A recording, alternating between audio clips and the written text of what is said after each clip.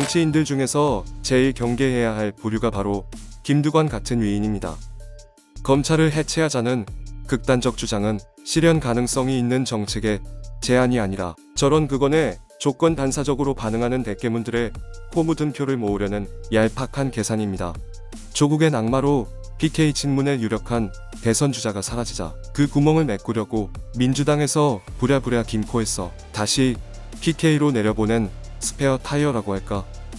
저런 그건을 해대는 것을 보니 슬슬 나올 대선 후보 경선에 얼굴 디밀 준비를 하는 모양입니다. 이분이 매우 위험한 인물이라고 보는 이유는 세 가지입니다. 첫째, 이분은 조국 사태 때 최성해 총장에게 전화를 걸었던 두 명의 인물 중에 하나입니다. 유시민 씨야 취재차 전화를 걸었다고 둘러댔지만 이분의 경우 둘러댈 핑계거리도 없습니다. 전화의 취지는 빤하지요. 조민이 받았다는 표창장이 위조가 아니라고 증언해달라는 청탁 혹은 압박이었겠지요. 한마디로 국민을 속이려 한 셈인데 이것만 봐도 이분에게는 공직자에 필요한 윤리의식 자체가 결여되어 있다는 것을 알 수 있습니다.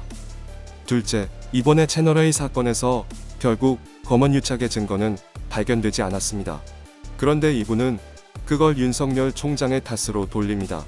그런데 우리는 추미애가 수사지휘권을 발동하는 바람에 윤 총장은 이 사건을 들여다볼 수도 없었다는 것을 압니다. 이렇게 정치적 필요에서 대놓고 거짓말을 한다는 것이 이분의 무서운 점입니다.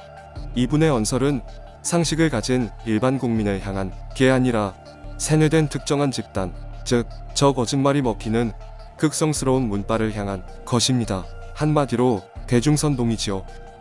셋째, 사고의 극단성입니다. 채널A 사건은 그 실체가 권언유착에 의한 공작정치로 밝혀지고 있습니다. 그러자 이 불편한 진실을 다시 덮어버리기 위해 갑자기 책임을 검찰총장에게 돌리며 아예 검찰을 해체해야 한다는 주장으로 치닫습니다. 이 극단적 주장은 현 정권에서 추진하는 검찰개혁의 방향과도 맞지 않는 것으로 진지한 정책의 제안이 아니라 즉흥적 선동에 가깝습니다.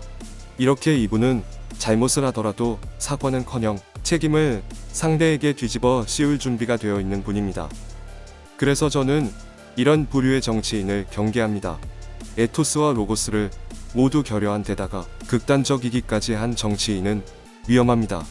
정치인들이야 늘 거짓말을 한다지만 이분의 거짓말은 애초에 유형이 달라요. 명백한 사실마저 대놓고 부정하는 거짓말이거든요. 비슷한 유형이 최강욱 의원입니다.